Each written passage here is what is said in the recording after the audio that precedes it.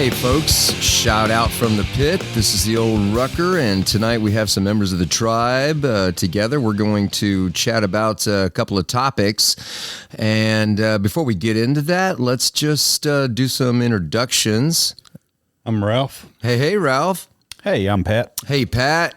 Hey, I'm Sloan. And we got Sloan back. All right.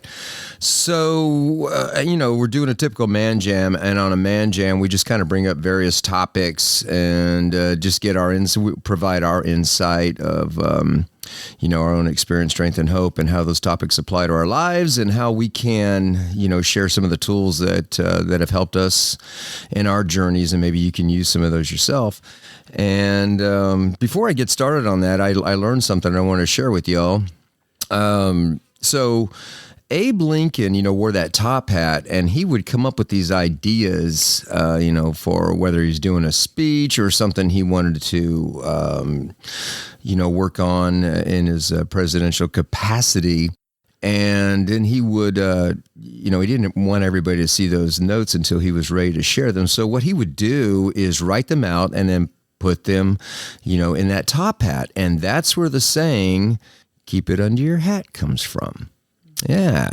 So a little useless information that I wanted to share with you guys. All right. So our topics tonight, they range, and you never know where a man jam's going to go. We may start on a topic and digress, go down a rabbit trail, but if it works, it works. So there's a couple of statements that come from our recovery literature. The largest one we use is the Alcoholics Anonymous the book we call the Big Book. And then there's the 12 by 12, and there's a bunch of other literatures that are out there. But the first topic I'm going to share with y'all, I'm going to throw it out there to the tribe. There's a saying in our book, and it's love and tolerance is our code. So if you guys want to chime in on that, what it means to you, maybe what who you were before you started your journey and where you're at now, and how, that saying love and tolerance is our code applies to you. So I'm going to throw that out and see what you guys, what you think about that, and that'll be our kickoff. Everybody's staring at me. Hello, I'm Ralph. Hey, Ralph. Excuse me. Before I got sober, I'd lost the ability to care, for one thing. I won't go into any stories about it or anything, but I just didn't care about anybody or anything. I was all worried about myself. And I come in here and start doing things differently and listen to other people and what they say. And I didn't come in here to start caring about other people, but I came in here and I started listening and doing the things that are suggested, and my attitude started changing. And I've got the ability to care today, and I'm very grateful for that. When you're in the throes of a disease and that's all that consumes, you don't think about anything else but yourself. And today I actually care about other people and what they're doing and how their lives are going and want them to succeed. We do this for fun and for free. It's not because we're going to get something out of it, although we do. By giving it away, we get to keep it. But to see somebody else's life change, that's the gift. And if I'm not tolerant and loving of others as they come in the rooms, I don't know who I'm hurting. I don't have to agree with everybody. I don't even have to like everybody, but I do have to have tolerance and love for them, because that's what y'all did for me. It's a very important. That's why they say it's our code. That's what we live by. I want to be of maximum service to God and my fellow human beings today. And that wasn't my purpose when I got here, but it is today. Yeah, to me, I think it means, what I took it as is no matter who comes through that door and what they look like and what you may think of them, we've got to remember that, I didn't look the greatest when I came through those doors, and love and tolerance was shown to me. And I think I owe it to the program and owe it to the people to show that same grace. Whether somebody comes in and they're rough around the edges, or even if somebody comes in there drunk and they need help, or whatever it is, we have to show love and tolerance. We can't have that mentality that, okay, we're in and we're not going to let anyone else in because we don't like the way they look, or, they're acting weird or whatever, because, I just have to remember the love and tolerance that was shown to me when I walked in the rooms. I think for me, it goes back to treat others the way you would like to be treated. No, treating others the way you'd like to be treated. We all come from, most of us, come from not similar backgrounds, but we have the same affliction, but we come from different bagrams. Let me say that. I screwed that up. So we come from different backgrounds, but we're all working towards the same goal. We have the same. So who am I to judge, the next guy? And when I came into the rooms, I was given hugs. I ain't ever got a hug before. I didn't want to hug nobody, but at the point that I was at, I needed a hug. I needed for people to surround me, and I knew what love meant because my parents were very loving towards me and my sister, but I'd forgotten, I'd isolated myself so much that I'd forgotten what love was, and walking into them rooms, just getting that hug, man, that was pretty powerful. But love and tolerance is our code. I think is it's a good way to live. Along the lines of love and tolerance is our code, which we've actually adopted on our website, shoutoutfromthepit.com, as one of our mantras. And it serves as a reminder for me. But parallel to that is that saying principles before personalities. What are your thoughts on just those very words? Well, anytime you get a group of people together, there's going to be different personalities. And sometimes people have pretty strong personalities. And I don't know. I don't think there's as much of a place for that in our recovery. It's man, I don't know. Anybody want to jump in here? I don't even know where I'm going with that, but please, Pat. Principles before personalities. What's good for the whole? It ain't always about Pat. It ain't always what Pat wants. It's what's good for the group. And I never ever was that way. I wanted my way in my addiction. So to come to a understanding that I'm not the most important thing, that has to have his own way all the time, to get to that point where I can say, hey, what's good for the group, I'm good with. That's what I think principles before personality. Absolutely. I agree with you. Our leaders are trusted servants. They do not govern. Principles are guides to how to live and for Alcoholics Anonymous, for how AA can survive. If everybody's wanting to get their personalities in, I want it this way, I want it that way, that's going to do nothing but divide. When we stick to the principles, we can stay together and whole. I had an example is, my original home group, we had eat meetings every quarter.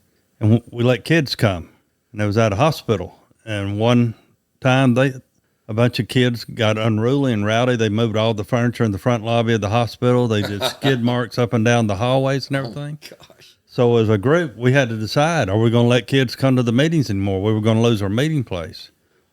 And we had to put principles above personalities. My children, quote, didn't do anything. And I know they didn't because they were with me. But it was what was good for the whole. What's good for the AA as a whole or the group as a whole. And so we voted not to have children coming anymore. And I had 2 young daughters, and they like going to the eating meetings. It's what we always called it. And those are things tough decisions we have to make. Just because it hurt my feelings doesn't mean it's wrong. I get my feelings hurt a lot. I'm pretty sensitive. So, these principles, when I don't agree with them, it's okay. AA, I want AA to be there for my grandchildren if they need it, or my children if they need it later in life, or whenever, whoever. And if we don't have some principles guides to live by, it won't be there. It'll destroy itself. You know, when they first started, they all the groups were making all these rules about excluding people. You know, if you didn't do this, you couldn't be a member. If you didn't do that, and the story goes that they got a list of all these conditions. Couldn't find out nobody could ever be a member of AA if they met all those rules. You know, so they had to put principles in place. You know, like the love and tolerance, and those are things that AA lives by, and other 12-step programs too. But you know, it works. You know, it's hard to swallow some days. You think, oh, that's crazy, but it works. It's worked for over 80 years now for AA, and then a lot of groups have gotten their 12 steps from the Alcoholics Anonymous, and it's worked in a lot of areas. But you know, they're important to have. You know, principles and traditions. Excellent insight, guys. You've shared how those words, love and tolerance is our code, principles before personalities, in the fellowship. Can you tell me how those same words have spilled over into other parts of your life, and have they helped to make a difference? You know, when I first got in the rooms of Alcoholics Anonymous, they told me to take it home first. I couldn't understand what they were talking about, but they were talking about these principles and things. And that's what, even today, you know, your family, they know you. They've seen all your shenanigans and everything else, and you've seen theirs, you know, and it's kind of hard. It's easy to not be tolerant at home sometimes, you know, because you see it every day over and over again. And I got to remember, they're God's children just like I am, and they deserve love and tolerance just like anybody else. So if I can take it home, you know, and have the principles of the program, what's good for the whole family or what's good for everybody, instead of just what I want to do or how I want to do it. I recently went on vacation with all my children and grandchildren, and I'm a little older. I get tired. I get irritated. You know, No. I don't like walking. No. But we did all of that, you know, and I've got great son-in-laws, you know, and I love them very much. They couldn't ask for any better husbands for my daughters, you know, but they do irritate me every once in a while. And I try to keep my mouth shut. Some days is easier than others, you know, but we practice this thing and we get better at it. But, you know, I've got to take it home. I've got to take it to work. You know, people can be irritating at work. You spend a lot of time with them, you know, and if I went off every time somebody irritated me a little bit and wasn't tolerant of their beliefs or thinking, I wouldn't have any employees. I wouldn't have anybody working with me. I'd be doing it all by myself. And I don't want to do that, you know, and that's out of necessity kind of, but then again, I learned it from the rooms of the program, from doing it. And y'all taught me how to be a better person, how to treat people better, how to care about them. As I said earlier, you know, that's what I learned from doing this thing. And I've got to do it every day. You know, it's not just one and done or 1 year and done. It's a growing process that goes for the rest of my life. You know, I hope to die sober today. Not today, but I hope to die sober. And, you know, those things work. That's how I learned how to live life. I needed help. I didn't get that direction as a kid. I can have some tolerance and love, and I don't have to say everything that comes to my mind today. That's a good thing. I don't have to make near as many amends or apologies as I used to either. Being that we're not in the rooms of our program more so than we are out in the world, I think it is important that it translates out, because if I'm not, if I'm just practicing it in the rooms, I'm destined to revert back to what I was, you know. So love and tolerance, like Ralph said, I spend a lot of time at work, and some days are more difficult than others because of certain employees or situations, and I have to remember that it's a whole. You know, we make up a department. It's not Pat's department. It's somebody else's department. And what I always feel like should be done ain't necessarily, you know, the right course of action. I've learned that my employees are human, you know. And that was a good thing, because the first few years of my employment there, I was a hard ass, and I still revert back to that. I can't say that that I don't, but I'm a lot more tolerant. Wednesday I had 3 guys call in all at once. I'm going to be late. I'm going to be late. I'm going to be late. And it just drives me absolutely bonkers, especially when one of them lives in the city that I work in, I don't understand it, and that would have set off years ago. That would have set off a chain reaction where the whole day just went to hell. But today, okay, I can work with the 2 guys that are here. Get here when you can get here. I understand traffic is bad. I understand your car's not starting. I understand that your kid's daycare wasn't open up. Life happens, and when I can get on that level, man, it makes for a whole lot stress less day, especially at the start of the day. If you're starting out the day stressed out, it's going to be a long day. So I coming to the program, thank goodness, when you start practicing, I think we have to start in the rooms, but it starts to translate outside of the rooms pretty quick, I think, and it makes at least my little world a better place. So, yeah, I think there's a reason that the last part of the last step says, and we practice these principles in all our affairs. We carry it into the world, and I think it's imperative for our sobriety. One of the most difficult things I deal with to this day is traffic. The old traffic story. Yeah. And, wife and I were talking about this not too long ago. I got my driver's license in Kansas, but I learned to drive in New York. And there's like no mercy. And you guys remember when we went to New York, how insane it was. So I had to think about these love and tolerance and principles when I get cut off, which, happens here and everywhere we go. There's just somebody that's, for some reason, they're in a hurry. I don't know why. It's none of my business. But I don't like getting cut off. I don't like getting tailgated. And I have to have not a, one of those out of body experiences where I want to go, road rage. But I have to exercise being an adult that I should have been a long time ago, and just say, hey, first of all, Bob, remember that at one time you drove just as erratically, and so just keep that in mind. And the second thing is, this is not about them; it's about how I react. And so whether it's in traffic or I'm at a grocery store and there's, 1 or 2 checkout lines and 50 people trying to check out, I have to exercise what's that? Patience is a virtue. And I'm not real good at it. I can bite my tongue and pretend, but I don't want to just pretend. I really want to be serene about those things around me.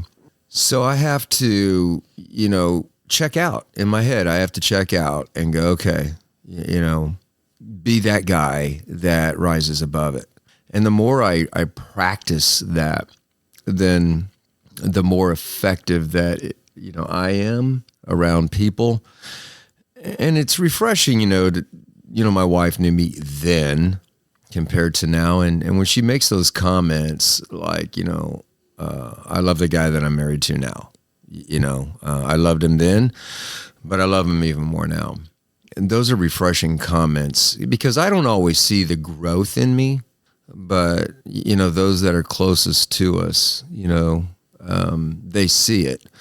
And I know in the tribe that we hang out with, and there's quite a few of us, guys really don't say, we do, but we don't talk like, our moms do or our wives do. We just like, hey, man, you're doing great, dude. Awesome. I see a little growth there. Right on. Keep on, man. Keep coming back. You're doing it. And then, you got the wife that throws a little kiss on the cheek and says, man, that's just, yeah, you're the man I want to be married to. And those are comfortable feelings, I would like to say on the love and tolerance, we don't have to be doormats either. You know, people think, oh, I got to tolerate everything somebody does. That's not true. I don't have to accept unacceptable behavior. I do have to determine, is it something that I can do something about or not? You know, heard if a person says, I either accept it, change it, or eliminate.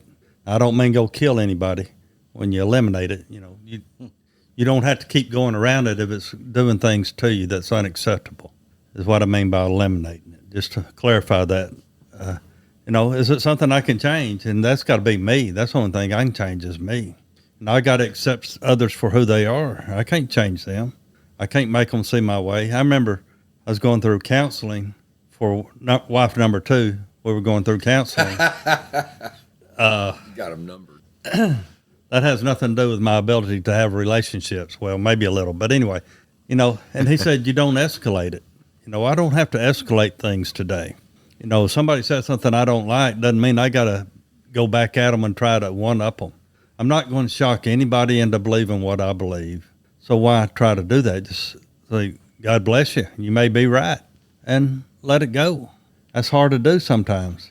I have to do that in a lot of areas. You know, that's why in these rooms we don't discuss certain things because, you know, they're just hot points, you know, whether it's religion, politics, or any of those things, you know, because they're deep emotional things, so people get emotional about them. And I'm not going to shock anybody into believing the way I want them to believe. Is all I can do is show them by my actions how I live, and hopefully that they can learn from that. But, you know, that love and tolerance is very important. I'm not saying it isn't, but I do not have to be a doormat. I don't have to accept unacceptable behavior in my life. That is an excellent point. I was in a command meeting many years ago, and we've got this one fellow, senior officer. I mean, we're all seniors, and this guy had to argue absolutely every point. It's just his nature. And you know, the problem is when somebody argues everything, when something really does matter, we're just kind of tune the fellow out. And you know, and I try to train my ear to not judge the messenger, but try to listen for the message. But with guys like that, it's really difficult. And one of the other seniors in there made such a profound comment, and he said to this guy, you know, won't say his name, of course, but he said, "Why do you got to die on every hill?" And that, you know, that resonated with everybody in the room except that guy. And he wanted to argue it. And it's just like, how in the world did you become a senior? You know. But this guy that made that comment, he was done taking it. You know, we have to put up with it with every staff meeting we went to, and we're trying to make some serious decisions. And then we got this guy. And as far as being a doormat goes, you know, he was done with it. And he made it very clear in a public setting. And then those two had their little, I don't know what, sidebar chat when the meeting was over. I don't know if they had a meeting of the minds or what. But that was an example that came to my mind when you said that. And I think of other times when, you know, I've got love and tolerance, but if somebody's crossing the line on what I've established as my moral compass, then I have to ask myself, do I say something or do I not? And by virtue of not saying something, then not that I'm showing a weakness or I'm being a coward, but I'm not standing up for what I think is right. But then again, I have to ask myself, is this really a hill I want to die on? You know, so, and everybody has their own, you know, journeys that they're on, and they have to make that decision from that. And you know, by the way, as we grow in our journey, we reserve the right to change our minds. You know, the hill that I'm willing to die on last year may not be the hill I want to die on this year, and they may have changed. But we have to be willing to grow. And I've certainly grown myself because there were certain audiences and classes of people that I didn't want to associate with. I'd already had preconceived notions, you know, whether they dressed the way they did or they talked the way they did. I wasn't going to waste my time with them. But this program taught me, you know, especially when we're all now in the rooms, in recovery, everybody's in a fight for their lives. You know, there ain't no time, you know, to be judging somebody because that's one of those examples where I have to close my eyes and not see the messenger, but listen to the message.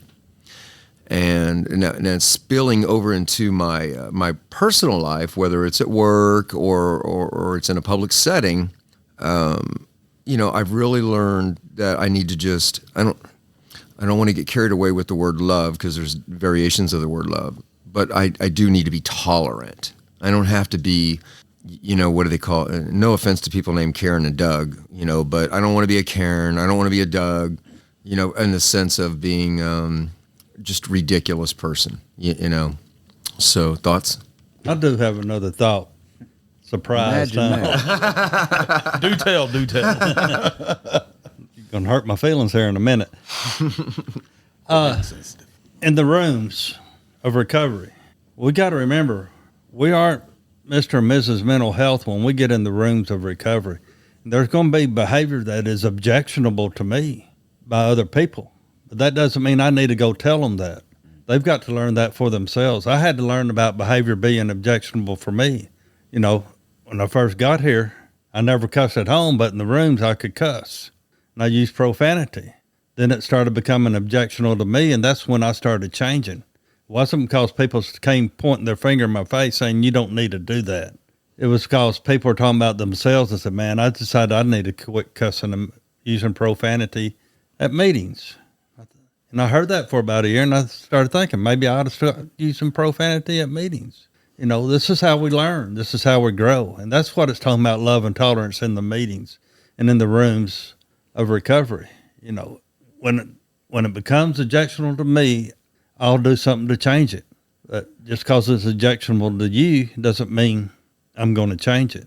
And it took time. I had one particular situation that it took me 18 years before I was able to do anything about it. I won't get into it, but, it happens in time. It wasn't keeping me from staying sober or doing the things I need to be doing. I don't think it was blocking me from the sunlight of the spirit, as they say, but it was something that was bothering me, and it took time before I was able to deal with it. And it wasn't because anybody came pointing their finger in my face saying, you can't do that, because anybody was intolerant. It's because my God was working in my life at his pace. He knew what I needed. And it happened when it was supposed to happen. I'm not proud of the fact that it took that long for it to happen, but that's just part of it. And just because people are doing things we know they shouldn't be doing, I know one lady, she swore up and down it was God's will for her to be with this married man. And I tell that because that's what she told in her story. I wouldn't, we're sick, and we have sick thinking, and we sick ideas. And we got to be tolerant of others and give them a chance to learn how to live life. Because I didn't know how to live life when I got here. And that love and tolerance that y'all gave me the opportunity to do that. I had to learn how to quit bouncing checks. Some people that kind of irritated, I'm sure. But, when I learned how to quit doing that, my life got better. But y'all didn't beat me up and say, that love and tolerance is, we don't come in here and say, you got to change everything, then come back and we'll help you stay sober or help you change your life. Y'all say, come in here and go about the business of getting sober and working these programs, and your life will get better, and it gets better. When I focus on the character and the spiritual part, it gets better. If I focus on the material part and who did what and that, nothing's going to change. But, just love and tolerance, like I say, doesn't mean we got to be I forgot the word now. Anyway, I'll shut up. Well, when it comes back to you, spit it out. Doormats. That's what it was. Okay. And you bring up a good point, Ralph. We're not bad people. We're just sick people getting better, right? And being raised in our environments, we have different things that are normal to us that are not acceptable to other people, just the way it is. Like I was raised in a household where foul language was second nature, dirty jokes was second nature. And the interesting thing is that, I was raised in a very multiracial environment. So I never understood prejudice at all. Didn't even know what the word was. And we had moved from Phoenix, Arizona, to this little town that I won't mention in Kansas. And I heard my first, what I learned later was called a colored joke. I never even heard the word colored. And so I would say that I was somewhat ignorant, and maybe glad. And the other kids were laughing, and I wasn't, because I didn't get it. And so the guy that told the joke said, are you, some kind of derogatory word, lover? And I said, I just don't understand why it had to happen to the black guy. How come it didn't happen to the white guy? I didn't get it, but I would have got it if I was raised in that environment. Now I say that to say dirty jokes were okay. They were fine. And it wasn't until I got into, here I am in the Army. And of course we tell, I didn't hear a lot of racial jokes in the Army because we're so mixed, but dirty jokes were cool and they're funny and I loved them. But then I got into recovery, and somewhere along the line, I got that word convicted, and I didn't feel good about dirty jokes anymore, And I don't remember why. I don't know if somebody said something in a meeting, or I heard it several times where, we're degrading women or whatever. And I actually started getting a conscience. And so, and it's funny, the tribe, nobody ever tells any dirty jokes. I mean, if anything, we hear bad dad jokes. Thank you, Sloan. But I was going to say, yo, you got one for us? no, well, yeah, but we'll wait till the end. Well, let's hear it. Okay, dogs can't run an MRI machine, but cats can. Okay. So, again, love and tolerance, we learn, some of us come into hey, there's alcoholics and remember there's other 12-step programs. And so when we talk about these topics, they're really across the board. With recovery. That's why we kind of use the word recovery and not just specific. But there's a lot of people that are alcoholics that were raised in great homes. They have great moral compasses, but they had that gene. And they come into the program and, they get on the right track, in our case, sobriety. And heck, you'd never know. You'd never know because they're great people. They just had that addictive gene type of thing, so. Hey, folks, what do you say we take a break, get a word from our sponsors, and then we'll come back and hit a couple other topics. You guys good with that? Sounds good. All right, we'll be back. Hey, welcome back to Shout Out from the Pit. I'm your host, the old rucker, or Bob. And joining us today, of course, are Ralph, Pat, and Sloan. And we were talking about love and tolerance, principles before personalities, and we're going to transition to another topic, and that's healthy practices and routines. So there's the then and there's the now. Then might just simply be not having any, healthy practices and routines. Coming into a recovery journey across the board, doesn't matter if it's substance abuse or, what are the other ones? There's Al-Anon, there's Alateen, there's adult children of alcoholics and dysfunctional families. There's a lot of 12-step programs out there, and all of them, of course, have virtually the same messages in it for a healthy journey. So I'm going to throw something out to the guys here, and that's, like I said before, healthy practices and routines. What does that mean to you? And maybe you could share some of the tools that help you with that topic. Again, healthy practices and routines. Well, I can start. For me, it is staying immersed in the program. It's hanging out with guys that are sober. And the number one thing that has been revealed to me through the program that keeps me healthy and feeds my soul is doing service work. And that was something that was not in my wheelhouse before I got sober. Hey, Sloan, hit on us. What does service work mean? Or at least what's it mean to you? Okay, for me, and there's many ways to do service work. For me, I have a passion for going to treatment centers and speaking to people that are maybe a little bit newer in sobriety, that have some questions, telling them my story, giving them my experience, strength, and hope, and just going and doing those things, getting out of myself, and trying to do something for someone else that maybe is hurting a little worse than I am. And that is really a satisfying thing to do. It gives me purpose. and it just really feeds my soul. And it's almost counterintuitive. It's something I would not have done on my own.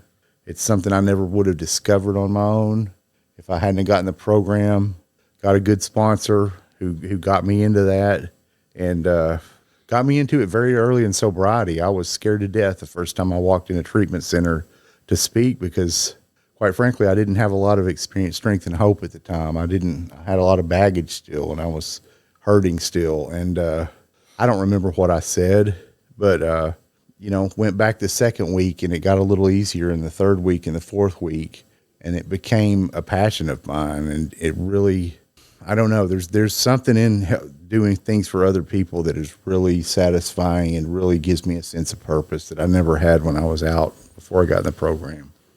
That is one of the tools that equates with spiritual magic. And there's a lot of tools that we use in recovery, but that particular one has some magic attached to it. And I don't say that in a negative way by any stretch, but when we're doing something for somebody else that's out of our nature, out of our character, and it does something to the spirit, and there's no, I don't know if there's any such thing as a clinical study on doing stuff for other people, but there's got to be something that our higher power rewards us in such a way because we feel so different than anything else we do in this program. It doesn't matter what it is, but when we're doing something for somebody else, any kind of service work, there's something magical about it that just makes us feel really good. And there's a saying I heard once, if you want to feel good about yourself, do something for somebody else, and don't tell anybody about it. And that's the second part. Now, sometimes you can't get away from it. Obviously, when the tribe goes to a treatment center or goes to the jail or does a shut-in meeting, you can't hide from that. But when we do stuff like totally anonymously, wow, and I almost get giddy when I think, I just did. There was a time too. When I, before my recovery, if I did something for somebody, I wanted a pat on the back. I wanted everybody to know that Bob did something good. Because in my character, I had a track record, I had a juvenile record, and all that garbage to go with it. So if I did something good, I want everybody to know about it. But then when I got into recovery and I learned from you people that, again, do something for somebody, don't tell anybody about it. And I that was a little difficult in the beginning, but, I reserve the right to change. And now it's like, I kind of get giddy about it because it's between me and God, hey, this is something I just feel really good about. So I'm glad you brought that one up. Rock, paper, scissors, healthy practices and routines, or you can talk anything you want. That's the head scratch. No, so of course with a routine, I don't want to be comfortable in a routine, but from the first time me and my sponsor started working together, he asked me, do I pray? And of course I pray. I pray for, God give me this and God give me that, and so on and so forth. He helped me write another prayer, and it's totally out of the norm that I was used to at that point. It contains nothing about God give me this and God give me that. In the mornings I start out with that thing, and in the evenings I close with that thing. And I think it establishes who's in control. Now I like to take back that control throughout the day, but I can come back to them anytime. I know that now. When I see myself throughout the day, prayer is I think the great equalizer of a lot of things. It can change the attitude and emotion real quick, and it has helped me very much in the past few years in my recovery journey. So that routine of hitting your knees in the morning and hitting your knees in the evening, that's one I know for myself. I can't ever shy away from, you know. So more to follow, but that's one that I really I think has helped me in my journey. That is another great tool. I again learned from you people that acronym PUSH, pray until something happens, and I learned through the program that I can start my day over anytime. You had mentioned earlier, Pat, about something going to be awkward in the beginning of the day and just screw up the whole day. And then again, I learned in the recovery journey that it's interesting how that works. How I can get really worked up about something or anything. You fill in the blanks. We're all human, so we all have our own things that are triggers. And all I got to do is stop, drop, and roll. I'm on fire, and pray. And that was completely foreign to me back in the day. So I do that now. And there's, again, maybe that's another example of a spiritual magic, because I do, when I truly pray and not just like, boy, I hope that guy gets hit by a train. That really doesn't count. But when I'm like, hey, God, you got to help me with my attitude, man. I'm off the chains right now. I can't just do a walk away, because that's, it's another tool we learn. But there's times when I can't do a walk away. I'm in a situation, maybe in a command meeting or something at that time, and it would be completely wrong and out of character if I just got up and popped smoke. Not going to go over well with the leadership. So I would just silently just, kind of look away from them, like I'm getting my thoughts, and like, God, you got to help me with this, because I'm getting ready to, what does Paul say? Chokeho? getting ready. Chokeho tribe. Yeah. And, and I don't have to be that way today. If I can, we practice these routines so much that they become second nature to use these tools. And so that's a very, very good one. I'm glad you said that. Routines are very important, and they can get to be ruts but even if they are a rut, it's important to do them anyway, because it will change. I got to remember, nothing's permanent, because I think, it happened 2 days in a row, it's going to be that way the rest of my life. And that's not true. Things are going to change. But, I've got a routine that I've been doing for some time, and it works, even when I don't even realize it's working. I get up every morning and ask God to help me stay sober, give me the opportunity to provide for my family and opportunity to help others according to His will, not mine. And then I find myself helping others, being able to provide for my family and staying sober. I hadn't got drunk one time. I've asked God to help me stay sober. He has had to work his ass off a few times. I didn't get drunk. I say that in jest. There goes that profanity. Anyway, but these routines do work, and they change. An example is, I used to ask God to walk with me every day. Then I got to thinking, why in the world would God want to walk with me? So I changed it. Show me how to walk with you today. Oh, wow. And it wasn't that I was doing anything wrong the first way. It's just something clicked. I don't know where I'm going. I need someone to show me how to do it today. And I got to have a God of my understanding do that. And when I don't get up in the morning and do the things I'm supposed to do, it makes a difference. And I've had a lot of jobs that I had to be at work at 3:30 in the morning, and I'd still get up early enough to have that moment of silence with God, so I know it can be done. And then I'd get judgmental. People say, well, I got to be at work at 7. I can't do that, and that was me not being tolerant, of others. That's their life. Just because it's not a big deal to me doesn't mean it's a big deal to somebody else. Just because you're not scared of heights doesn't mean I'm not scared of heights. And if I'm scared of heights, it's a big deal. I didn't mean to get back on the love and tolerance. I don't know how that came about, but anyway, these things work. These routines work. They're spiritual principles. It's being still and knowing that I'm not God. That's one of them. And the helping others, man, it just doesn't get any better than that. If you've been in the rooms of recovery any length of time, and you see a newcomer come in scared half to death, they have no idea how their life's going to get any better.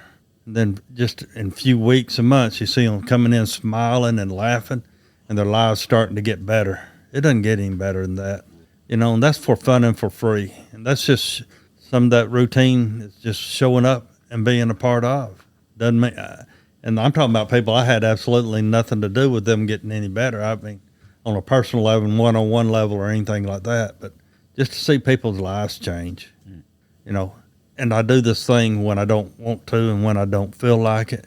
And when I just think, oh, that's the end of the world. I have to go tonight. But most of the time I want to go, sometimes you just don't feel like it or whatever, and that's okay. But I've got to do it. And if I don't do it consistently, I can get in trouble real quick. And that's why the routines, these practices work over and over again. Do it when you don't want to.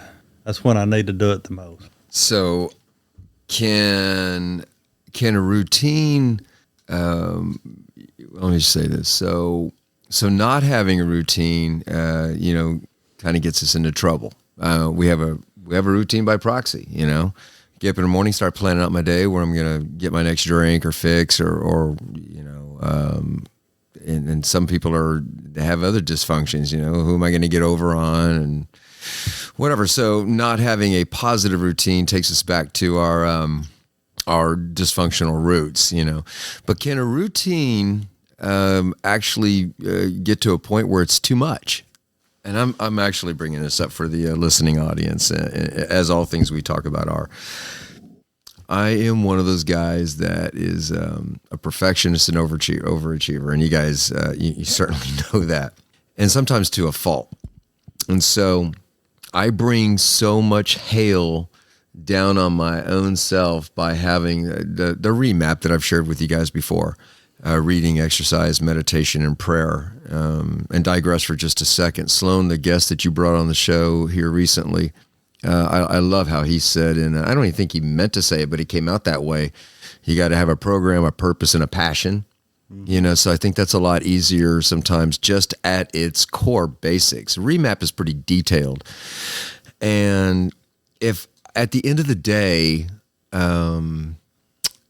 like I used to always say, a busy mind's a happy mind, and one day I was having a chat with my daughter, and she said, how you doing? I said, a busy mind's a happy mind. She goes, well, when are you productive?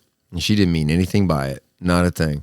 But it made me think, am I being busy just to be busy? Am I doing a routine to a fault where at the end of the day, I didn't, fill in the blanks, get this full workout routine in. I didn't do the reading I wanted to do. And it actually caused me some unnecessary distress. And then I learned in this program, what's Rule 62? Don't take yourself too damn seriously. Right. I heard that, and I read the story on it, and I needed to hear that, because as goofy as we get, as a tribe, and we have a lot of fun, do our travels, goof off together, and go to meals and movies and stuff together. There's a time when, set all that seriousness and that remap and that the 3 Ps, set all that aside and just breathe. Just relax. I have to look in the mirror and go, yeah, I don't want to go back to the old Bob, but I at the same time, I don't want to damage myself with having such a strict routine, but nonetheless, we got to have one and keep it at the basics. Right. And Ralph, I think you start off your day the absolute right way. God, how can I walk with you? And thanks for keeping me sober. What can I do to be righteous? Hey, if that's all we do, then great. We did great. You have thoughts on any of that rambling? What was the question that you asked before your spiel? Well, okay, so let me make it succinct. Obstacles to a routine. And I actually just gave one, and that's my own self. I can be my own obstacle to my routine. So we have a routine, and we can expound on that again and talk about that for a minute, or we can also talk about obstacles to having a routine. What are some things that pop up that prohibit you from doing not just a routine, but healthy living, goals, things that you want to do, but for whatever reason, obstacles get in the way? Before you said that, though, you asked, can it be too much? A routine be too much? Yeah. I think that's what you were asking. Yeah, that was the question. Can it be too much? I think, like Ralph said, we got to do it even when we don't want to do it. But I think you also alluded to, throughout our journey, things change. So that means growth. And we talk a lot about growth, what I do in my first year, is totally different than what I do now, cause I've learned, and I have to continue to learn. So if there's no growth, I think that would be an obstacle, wouldn't it? Yeah. If we're marking time, we're not going anywhere, A plant is either growing or it's dying. Yeah. So, I've got to continue, seeking and putting that action into work, and I got to continue to grow, and if my routine changes, good, it has several times. And of course there's been obstacles. There's obstacles in every part of our lives. How do we deal with them? What I've got to remember, at least in my walk, is what's number one, what's gotten me where I am today. And number two, right, God is number one. Number two is that program of recovery. I don't have what I have today without either one of them two. So what's most important? I've got to remember that. Your relationship with God. Yeah. Probably not the answer you wanted, but No, that's fine. I'm not looking for an answer. Yeah. What works for Pat? Yeah, that's what works for me. Those two things, and we talk about. Yeah, I think Russ did it the other night. I love his 5 things. I've heard those 5 things, from my first days in sobriety, and it's keeping the plug in the jug. It's talking to your sponsor. It's getting in the text. It's praying. And it's fellowship, and it's going to meetings. It's doing service work. If I can remember those 5 things, life's going to be pretty good. It is, but I got to remember the top 2, all the others will come if I remember the top 2. That's a good point. And when I come into the program, I'm brand new. I hear all this magical wisdom. I don't get it because I'm not ready for it. And I hear these people they're talking higher levels of sobriety, but then the guy that catches my ear is old Jerry. I don't know if you remember him. He passed away a few years ago. But that guy had, decades of sobriety under his belt, and he would always say, the guy I don't think he ever spoke without mentioning this. Don't drink, go to meetings. Don't drink, go to meetings. It's that simple. And, everything is based on that. I didn't, like a lot of people, I didn't particularly have a higher power, and so, I didn't like the word God, just to be clear. I've heard the old adage, your doorknob can be your higher power, or the fellowship can be your higher power. I always thought that was stupid, but I get it. I get it because I've got to have something greater than myself. So I got that. And then, of course, because of sobriety, I ended up having a relationship with God of my understanding, as the literature says. And now I'm building, years later, I have a routine. Like you said, it's subject to change. And based on where I'm at, and like Ralph, you say commonly, you're right where you need to be, and I get that now because there's times when I'm like, I wished I had what, that guy has, or I'm glad I'm not where that guy's at, but I'm right where I need to be. And as long as I have that number one relationship that you mentioned, Pat, with God, then I'm going to be open to other areas that I'm going to add to my healthy, productive, recovery journey. Yeah. There's only one thing the big book of Alcoholics Anonymous tells us we can do all we want to. And it says it's proper use of the will, and that's seeking God. It doesn't put it exactly that way, but, and I've always wanted something I could do all I wanted to of it. And they tell me something I can do all I want to of, and then I don't do it. I do a lot. But getting back to that routine, can it be too much? I don't know necessarily routine, but you can do too much to where you get burned out. Service work, recovery, I can go do this, go do this, go do this and this. And it might last for several years, but I've seen it happen over and over again that people get burnt out to where they don't want to do anything. And I've got a hard problem with balance. I've got a real difficult problem with that balance. And that's what it is. I've got to, mind, body, and spirit. I got to take care of all those things. If I don't ever rest, I'm not of much use. I have to have a routine. That my morning routine, that is something that I don't go without, And I didn't say this earlier, but part of that is making my bed. I was in the rooms of AA for over a year. I heard this little old man say, I make my bed every morning whether my wife's in it or not. I had to hear that for over a year before I figured out maybe I ought to make my bed every morning.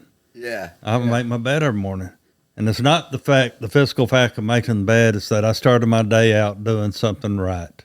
And I didn't start many days out doing something right. Most of it was, I won't get into that, but it's, that kind of routine is good. But you can get too involved too much to where you get to the point where forget it. I don't want to do any of it. And that's not healthy.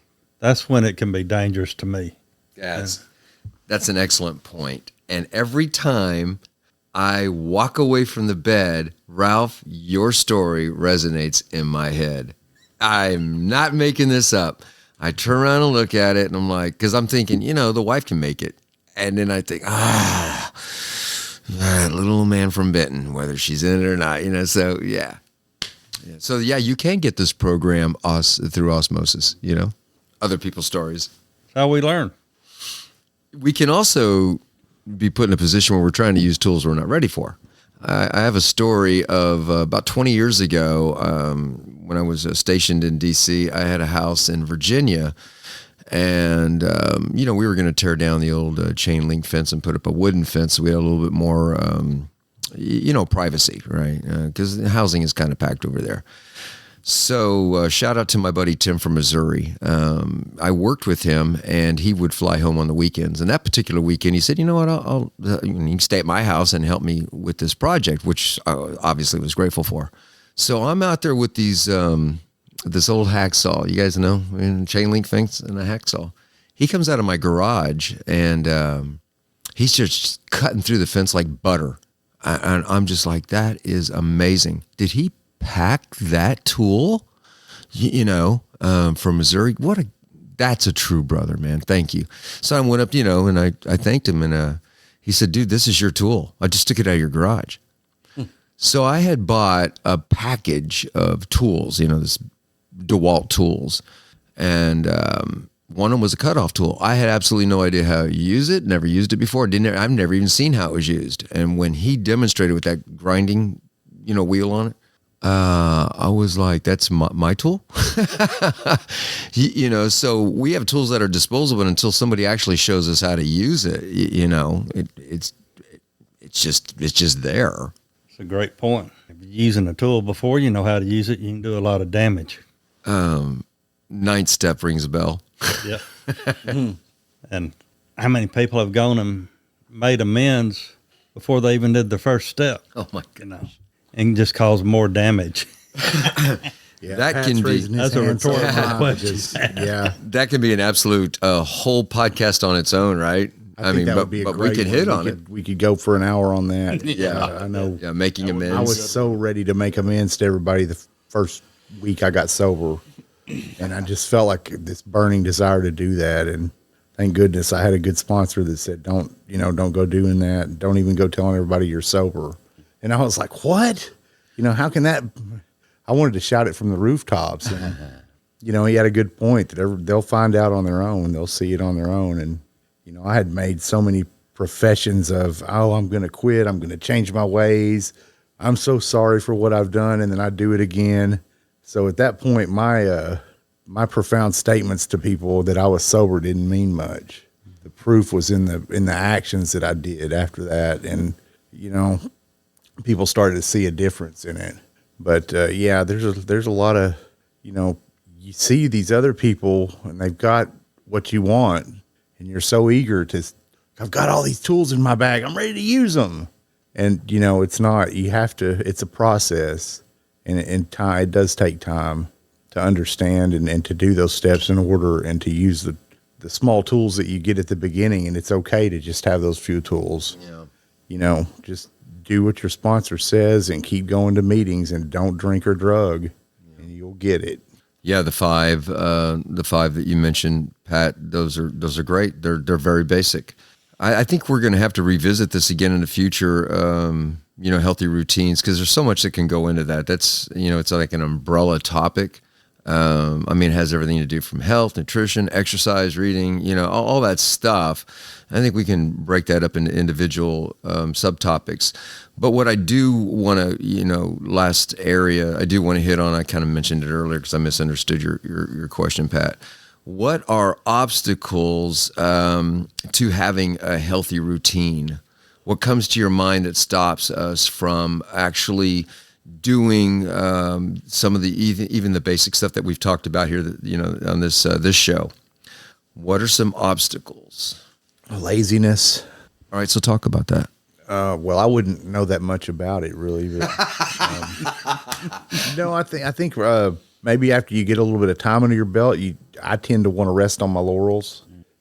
Why do I need to go to that meeting? I've heard what they say in there. I know pretty much everybody there. Well, lo and behold, every time I do that and then I go to a meeting, I hear something that really means something to me. And I've got to remember that's what's got me sober and that's what's keeping me sober. And if I start to skate on those things and I start to slack up on those things, I'm starting to move backwards. And I think for me, it would be like a snowball effect. If I start moving backwards a little bit, it's going to start really sliding. And the next thing I know, I don't know where it would lead, but I don't want to see where it would lead. So, okay, so you said laziness can be an obstacle, and the solution to the laziness then would be what? For me, even when I don't want to go to a meeting, even when I don't feel like getting up and doing service work, to go and do it. Just do it. I never have gone and then at the end of the night regretted, man, I wish I would have stayed home and watched Netflix. I always walk out of those treatment centers on a high. Wow, I feel so much better for having done this. Then I got off my butt.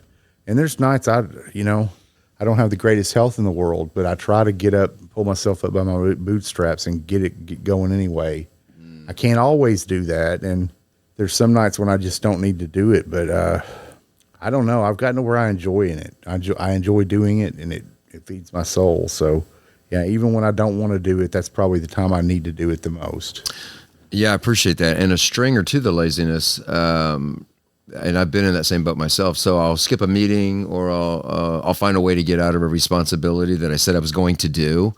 And then maybe a couple hours later, when that event is over, I look back and go, wow, I feel so bad that I skipped out of my, and then I put myself on a guilt trip.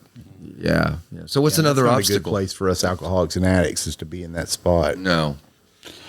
What's another obstacle that keeps us from healthy routines, practices? I'm looking at it as,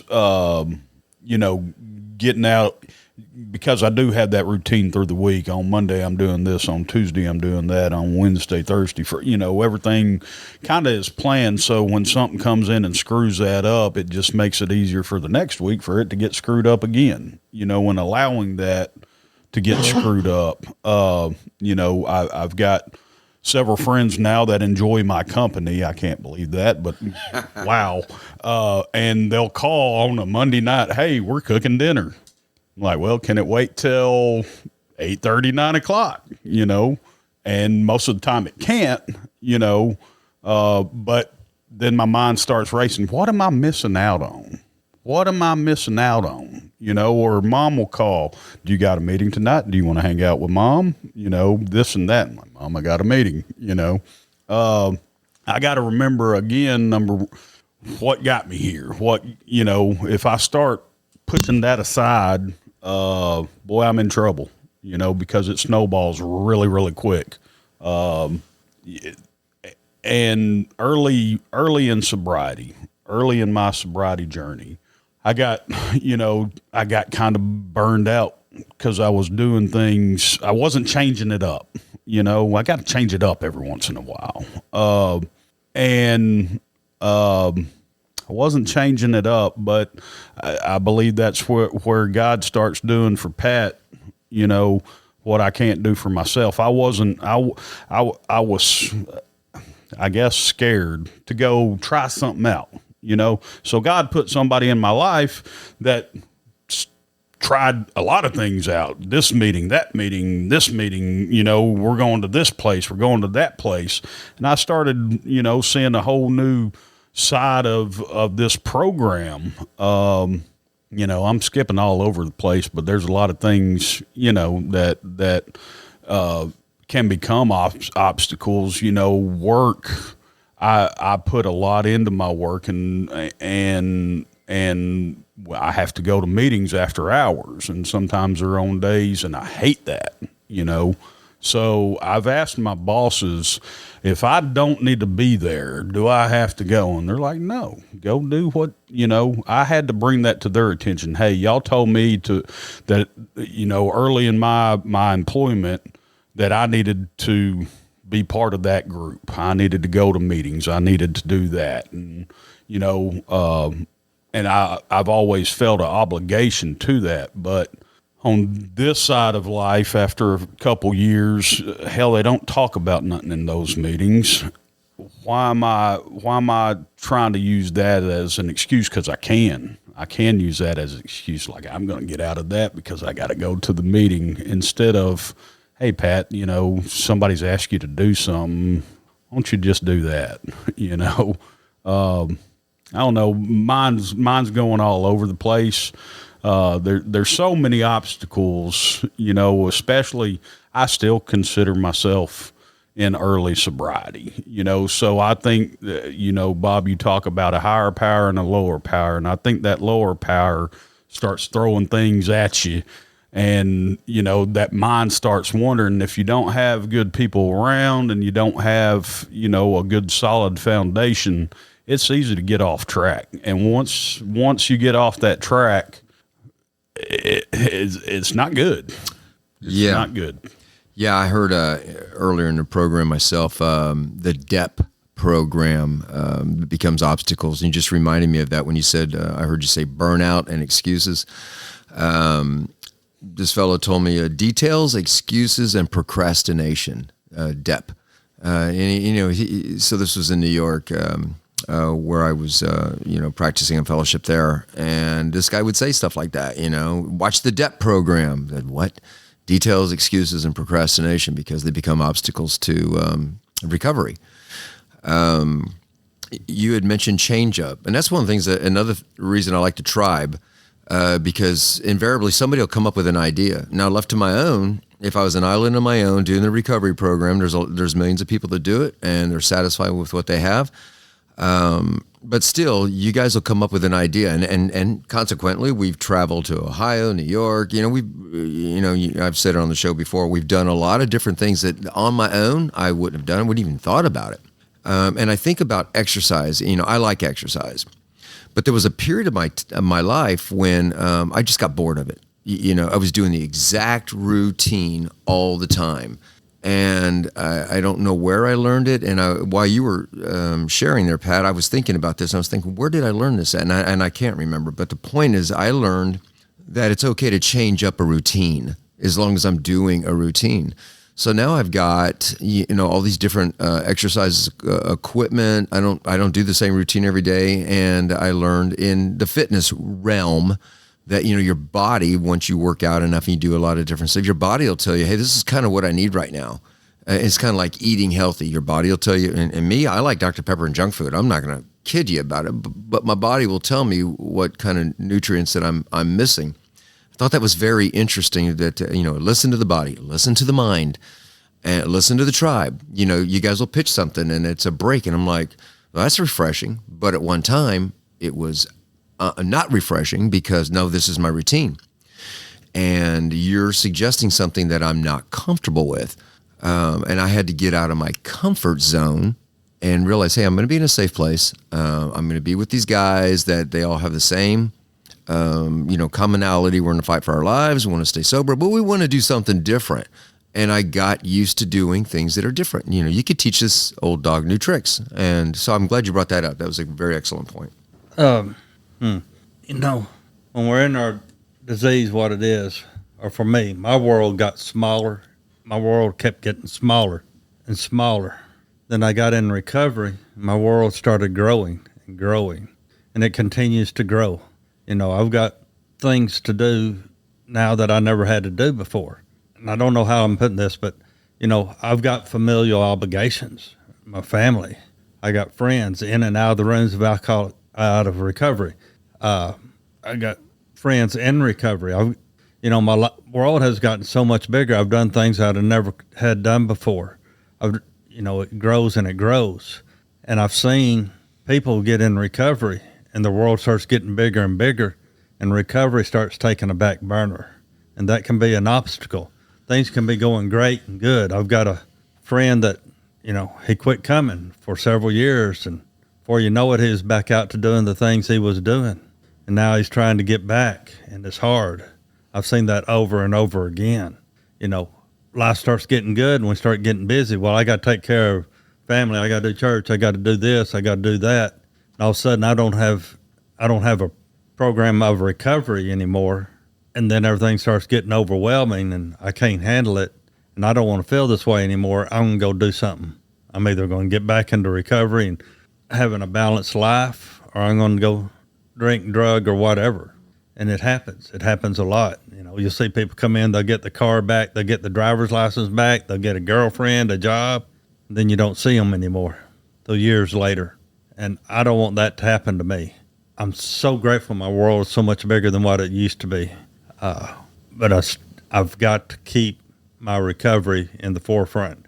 And when I say my recovery, it's more my God than anything else. I've got to have, when I first got here, it was just good, orderly direction. But I get that from my God and my understanding today. And I still need good, orderly direction in my life today as much as I did that first day I got here. Because if not, left to my own devices, I'm my biggest obstacle, number one.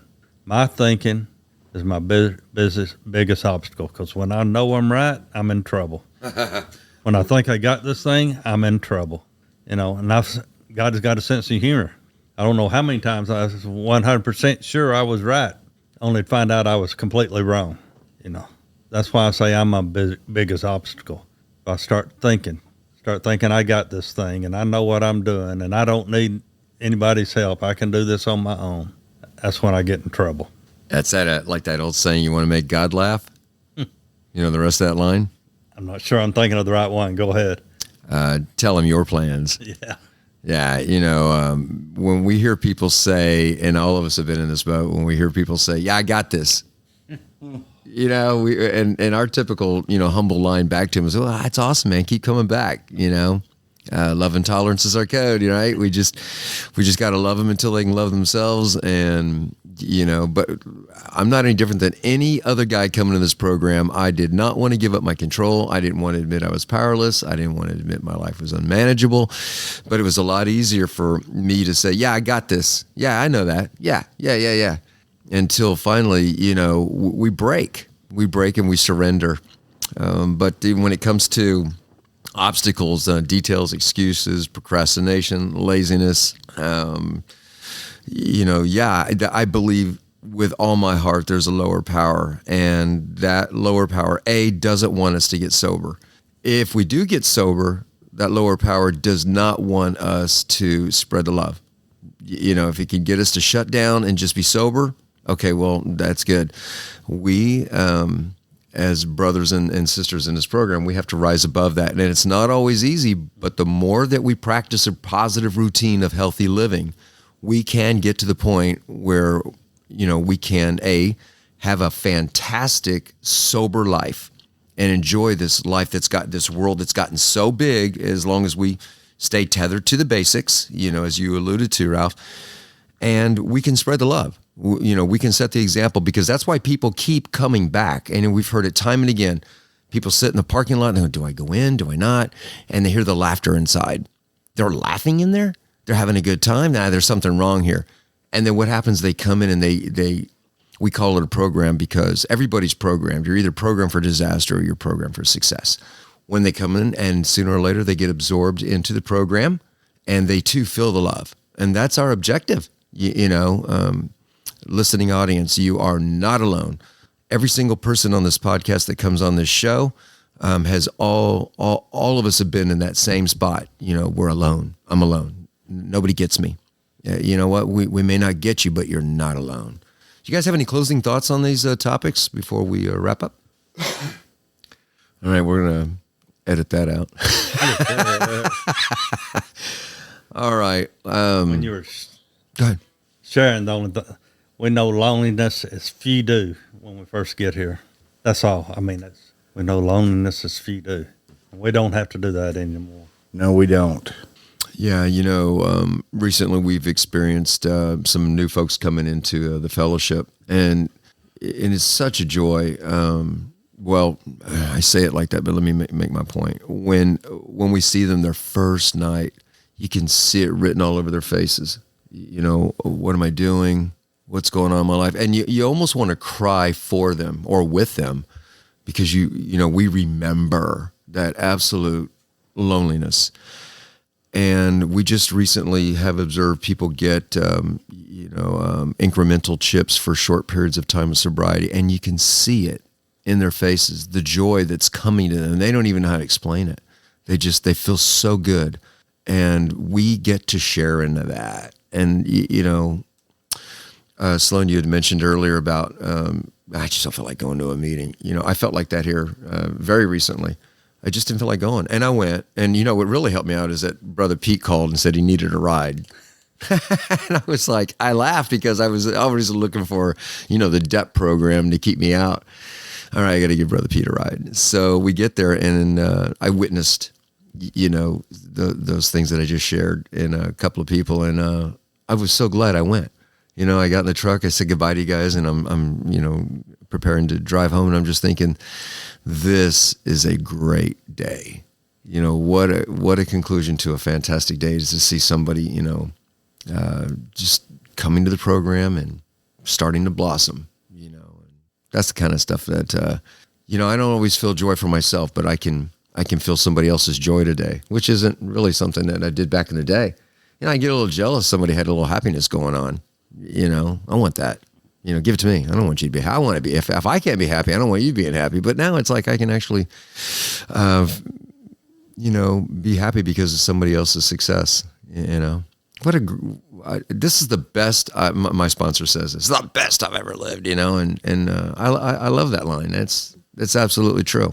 My wife and I the other day were just chatting about stuff, and we truly are living the best that we've ever lived. And I love you guys coming over and hanging out. I love going out, hanging out with you guys. Ralph, I love going to your house with the guys. In fact, we'll be there, Sunday, right?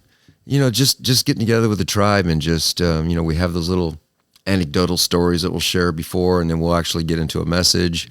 Those are just, this is just, folks, I'm saying all this because you too can have this kind of life. It's not that difficult. You just have to make that decision to give it a shot. And we have a message board. We have resources that are on our website, shoutoutfromthepit.com. We'd also like to hear your comments. We've received some comments lately that were pretty funny. They're on the website if you want to go look them up. What are people saying about Shout Out from the Pit? You guys, if you haven't seen it, Redbeard just posted them recently. They're pretty funny. But, give us a shout out, if there's a particular topic you want to hear about, if you yourself have some experience, strength, and hope, and you'd like to be a guest on the show, well, the tribe would love to have you on. We can remote you in, and we can have a good fellowship right here on the show. So without further ado, as always, if nobody's told you they love you today, we love you. That's right. And as always, we pray you're having an outstanding recovery day. God bless, and peace out.